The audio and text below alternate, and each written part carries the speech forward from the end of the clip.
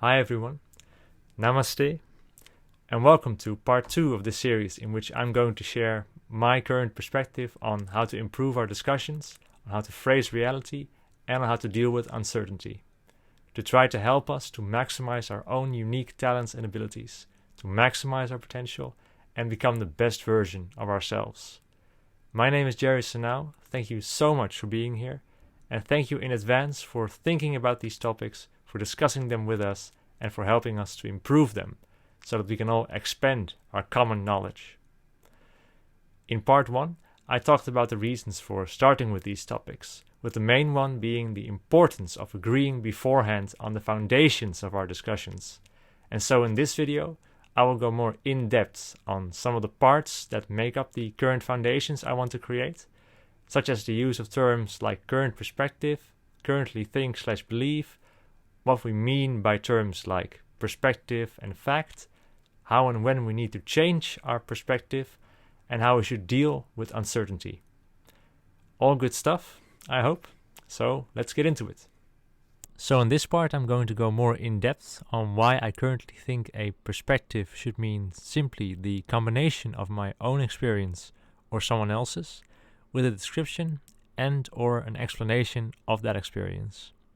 And why I believe that using current perspective is very helpful to program/frame the mind to be more open to changing that perspective and to signal to you and others in the discussion that I want to be open to changing that perspective when you've shown me a better one.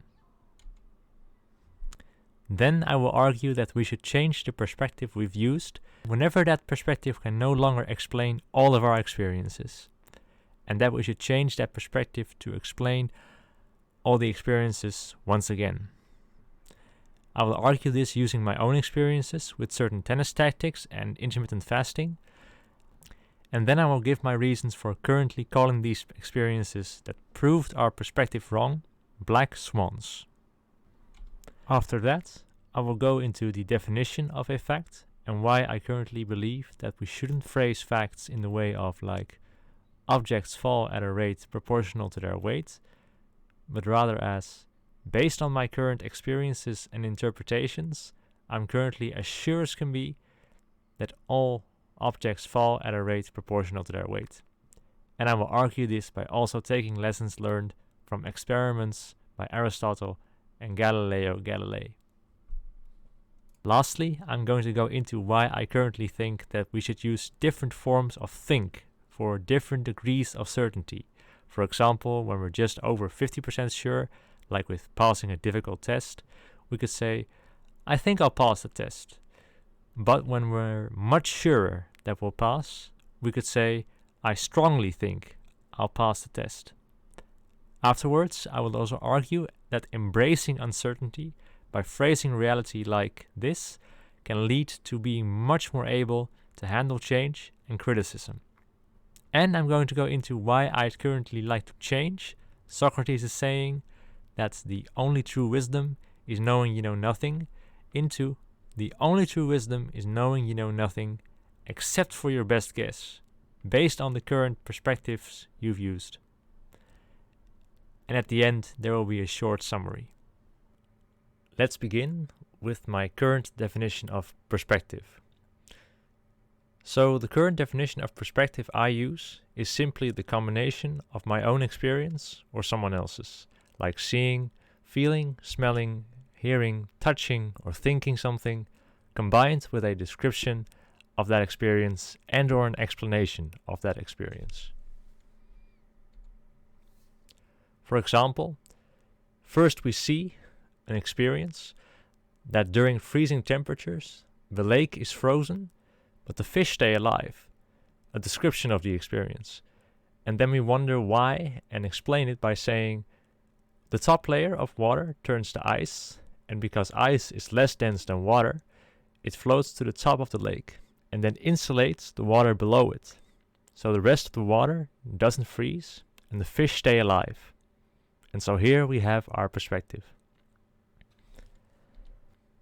Therefore, when I talk about perspective, I currently simply mean all the experiences I've had and that I know other people have had. combined with a description and/or explanation of why these happened. So this means that this video, and likely all videos on this channel, will simply be a combination of all the experiences I've had on the topic, along with a description of those experiences and/or an explanation of why I think these happened. You might have also noticed that I've often used terms like current perspective, currently think, etc. Why did I do this? Instead of saying like, I'm going to share what I think about. It may seem pretty unnecessary, and I haven't heard other people ever use those terms nearly as often. But the reason I do this is because firstly, I want to program/frame my mind to be open to changing that perspective if another one can help me to better maximize my potential. And secondly, I want to signal to you and others in the discussion that I want to be open to changing that perspective when you've shown me a better one. And I found that phrasing my perspective in this way has helped me tremendously. Not only in admitting when I was wrong, but also in letting go of the old perspectives and long-held beliefs I had, and then accepting and using those better perspectives and beliefs. And this way of saying it ultimately helped me more to maximize my potential than saying it in all the other ways I've tried.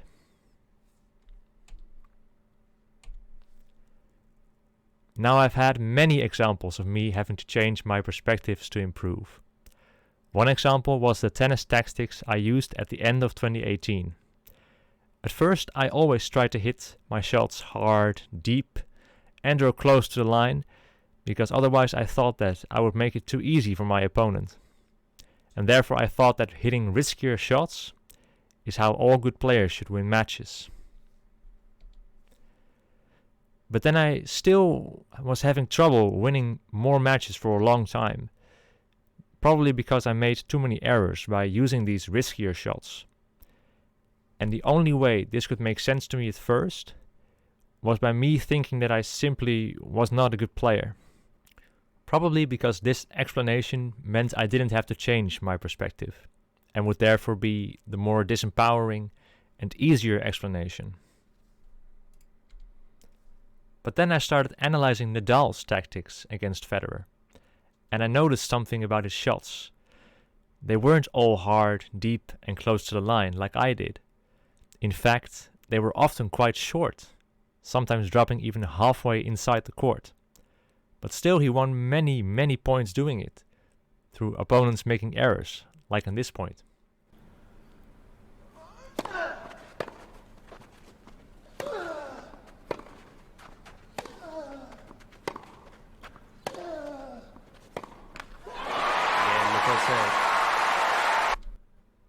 So I realized that he hit his shots with much more margin of error than me.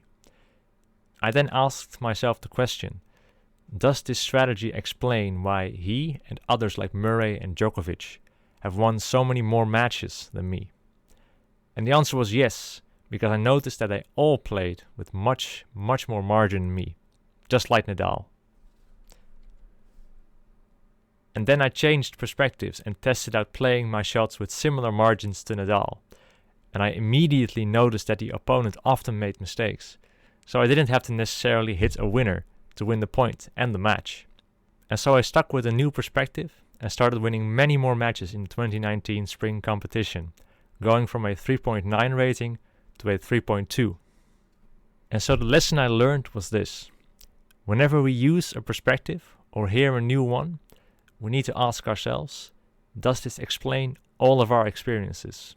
AKA, does this make sense to me? And in this case in particular, I think it was also a good lesson of when to admit when I simply didn't know yet. Because I explained me still losing matches with my previous tactics by simply saying that I wasn't good enough. And it would have been better for me, probably, to admit that I simply didn't know yet why I wasn't winning more matches. And me being, quote-unquote, not good enough, wasn't, and has never been the best or even a good explanation in my experience.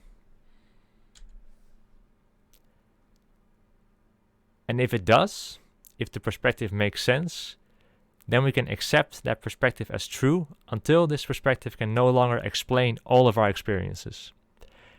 And this is what happened with me in the aforementioned perspective I had on tennis tactics, and thinking that those tactics were necessary to win more matches and get to the next level.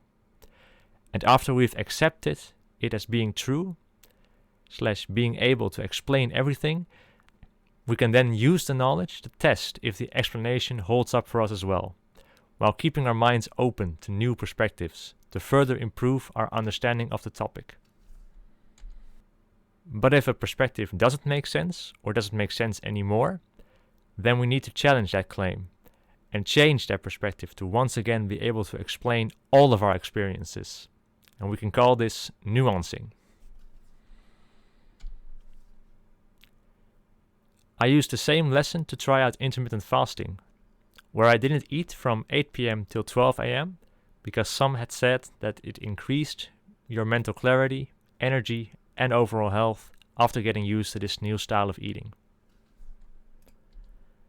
Now, I was very skeptical at first, because before that, my experience was that eating 6 small meals a day was healthy, since I usually felt better after eating normal foods like bread, meat, potatoes, etc.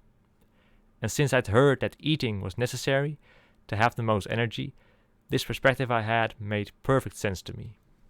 But I reasoned that eating like hunter-gatherers, which human beings have been for over 90,000 years, would be more natural and therefore might be healthier. And since I'd never tried to give it the time to get used to eating like this, it made perfect sense to me to try it out and see if it would work for me. And I was amazed by the physical energy improvement, but even more by the mental clarity I had. And I was very happy that I could feel fine or even better without necessarily having to eat in the morning, and to have an enormous meal during lunch rather than 2 smaller ones. So the claims definitely held up for me as a fact, and this lesson definitely helped me to further maximize my potential.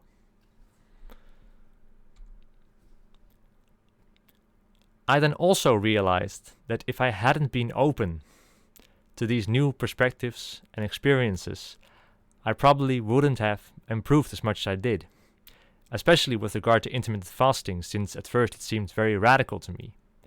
And I will go deeper into this in the new video. But in short, this is why I currently believe that we should always be open to new perspectives and think about whether they make sense, no matter how radical they seem at first. To keep looking for unexpected ways to further maximize our potential.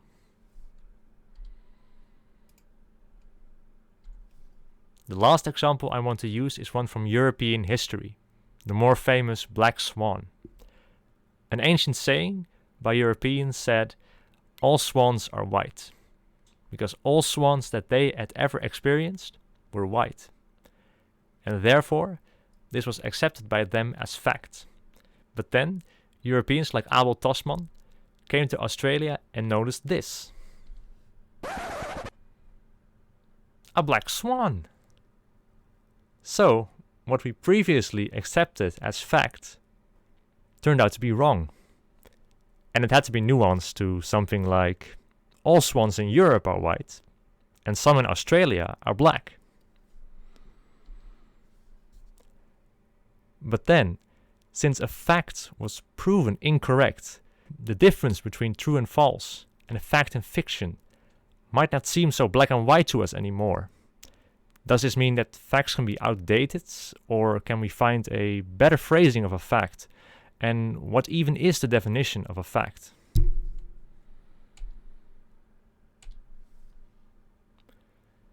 So, what is a fact?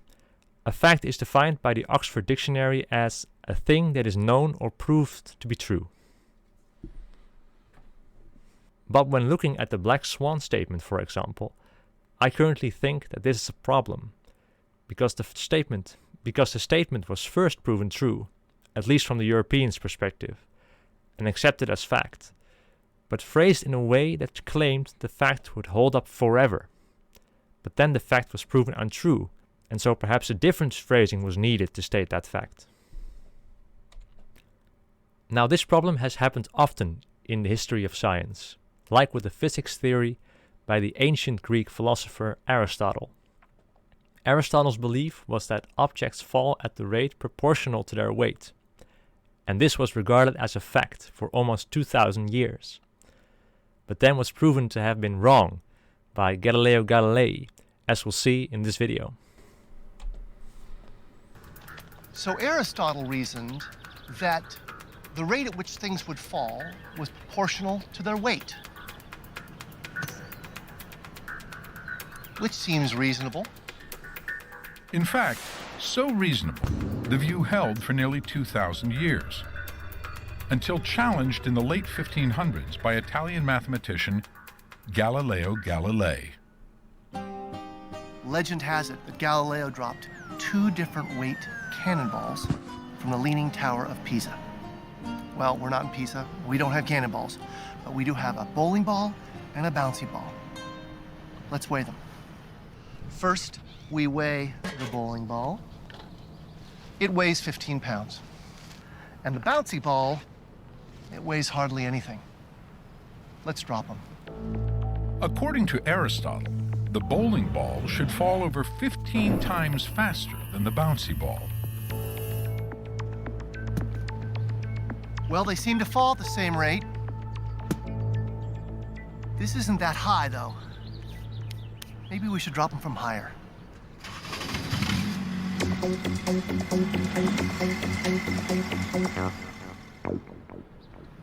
So Ed is 20 feet in the air up there. Let's see if the balls fall at the same rate. Ready? 3, 2, 1, drop.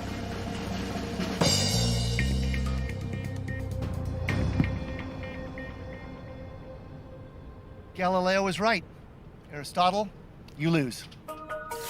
Dropping feathers and hammers is misleading, thanks to air resistance.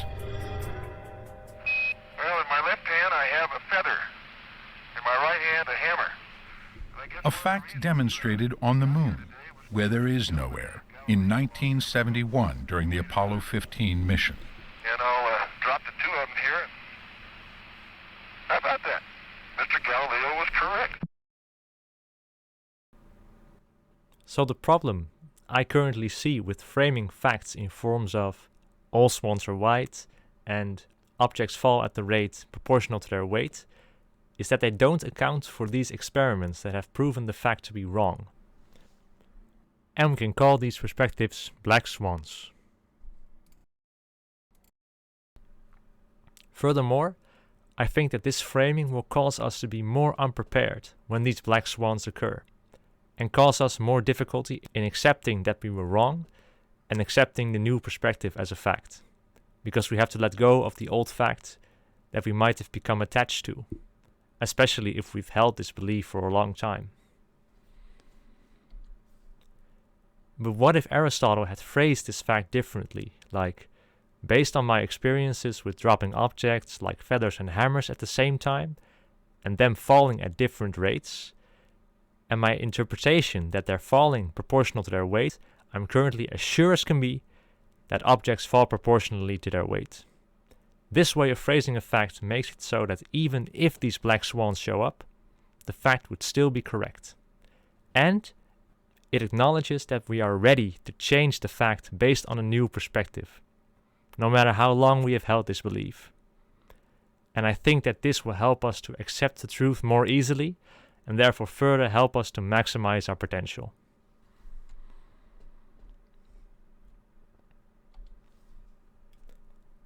Now let's take another fact. The Earth moves around the Sun. Now I'm all but sure we haven't found any perspective that can come remotely close to dispute this. But should we therefore absolutely rule this possibility out? With these types of facts, the certainty we can have can be so enormous that phrasing it in this way may seem like a waste of energy. But can we be sure that there isn't another black swan lurking to be discovered in the distant future?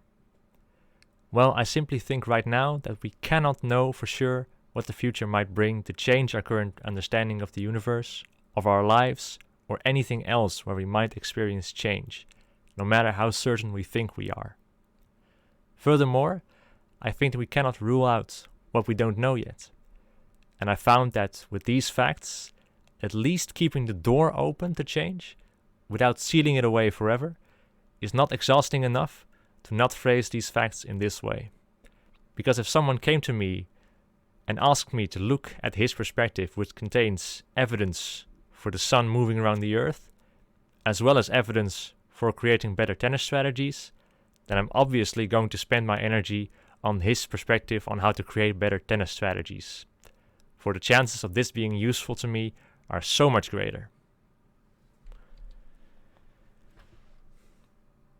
So even when we want to state the seemingly most obvious facts and truths, I currently think it's better to, at least mentally, rephrase it in this way, just to be safe and be more prepared for the most obscure, weirdest, and most unknown of black swans.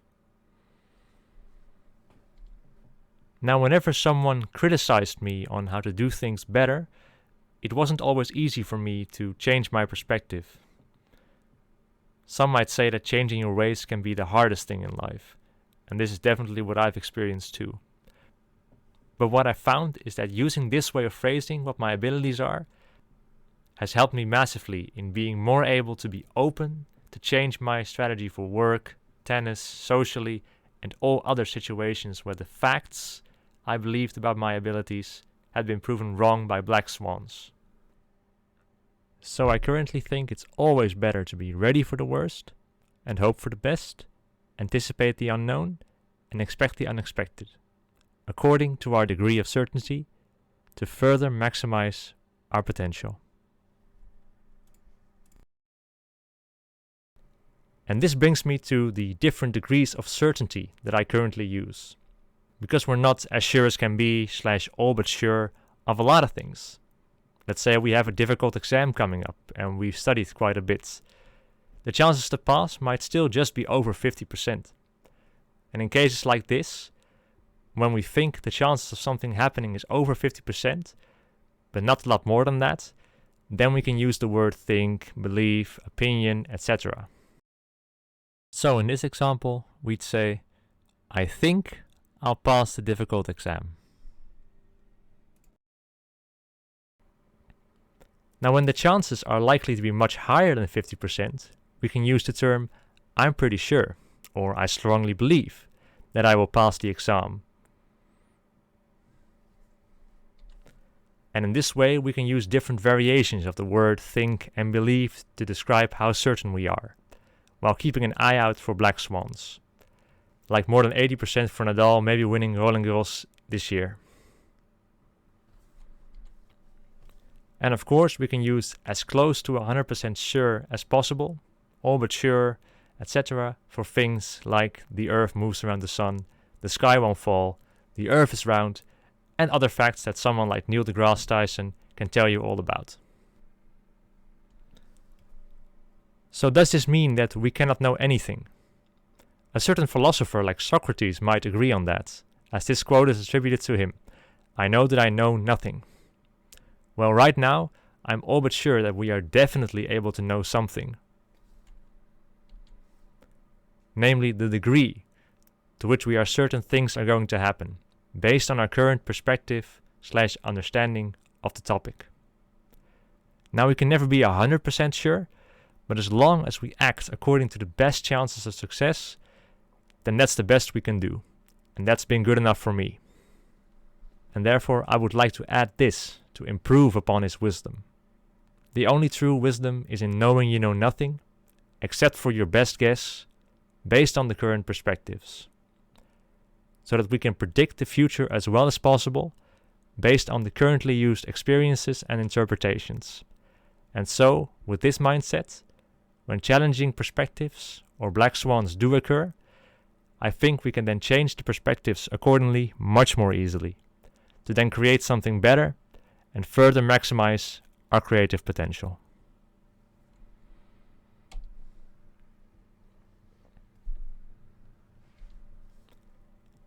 So in summary, these are the most important lessons I currently think we need to use in general, and especially in our discussions, either implicitly or explicitly. So first of all, when someone claims or phrases something in the form of truth, we need to first of all keep in mind that it's only based on that person's current perspectives, and that it should always be open to change.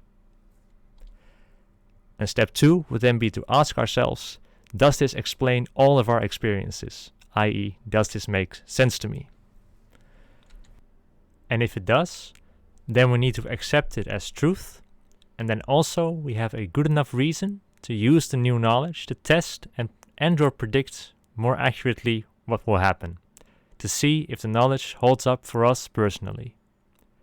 But if the perspective doesn't make sense, because we've experienced the black swan, then we need to challenge that claim and change it accordingly. And when we want to state something as true, we need to at least mentally phrase it in the form of, based on perspectives A, B, and C, I'm currently all but sure that X is true. To frame our mind and signal to others that we're open to changing our perspective if a new critical perspective helps us more in maximizing our potential.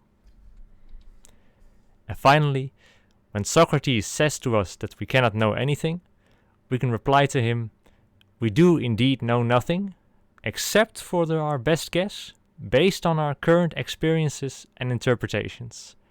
We can use these to predict the outcomes as well as possible, and even though there's no way we can be absolutely sure, that's more than all right, as long as the odds were as much in our favor as possible. And then, by anticipating these black swans, according to our degree of certainty, I currently think we can be much more comfortable with the unknown than before, and that will be a giant step closer to maximizing our potential. I really hope that this video has been useful in helping you to maximize your potential. And as always, I would love to discuss these perspectives with you in the comments below, to continue to expand our understanding, practice our discussion skills, and continue to learn from each other to maximize our own unique talents and abilities. Once again, thank you so much for watching, and I hope to see you in the next video.